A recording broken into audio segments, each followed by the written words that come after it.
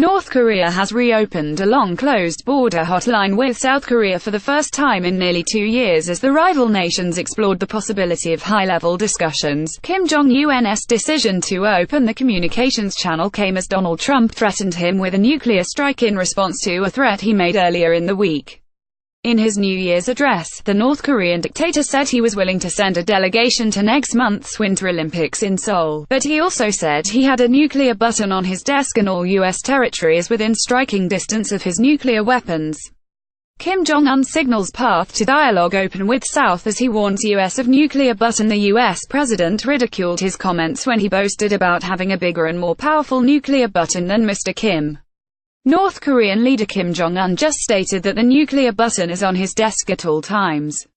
Will someone from his depleted and food-starved regime please inform him that I too have a nuclear button, but it is a much bigger, more powerful one than his, and my button works. Mr. Trump tweeted. North Korean leader Kim Jong-un just stated that the nuclear button is on his desk at all times. Will someone from his depleted and food-starved regime please inform him that I too have a nuclear button, but it is a much bigger, more powerful one than his, and my button works. Donald J. Trump at Real Donald Trump, January 3, 2018. The two leaders have exchanged a series of bellicose insults in recent months, with Mr. Trump at times dismissing the prospect of a diplomatic solution to a crisis in which North Korea has threatened to destroy the United States. However, the recent thaw in relations between North and South Korea may show a shared interest in improving ties, although there is no guarantee it will ease tensions.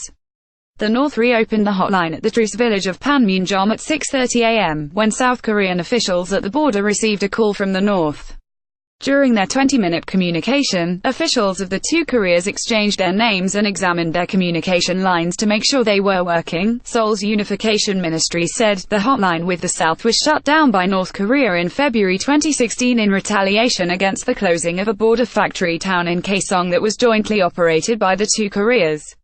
We will try to keep close communications with the South Korean side from sincere stanza and honest attitude, true to the intention of our supreme leadership, and deal with the practical matters related to the dispatch of our delegation. The North's KCNA news agency quoted Son-gwon, chairman of North Korea's Committee for the Peaceful Reunification of the Fatherland, as saying the talks would aim to establish formal dialogue about sending a North Korean delegation to the Olympics in February. Mr. Ri said.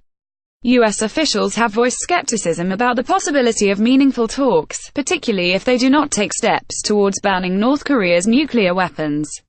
Nikki Haley, the U.S. ambassador to the United Nations, warned North Korea against staging another missile test and said Washington was hearing reports Pyongyang might be preparing to fire another missile.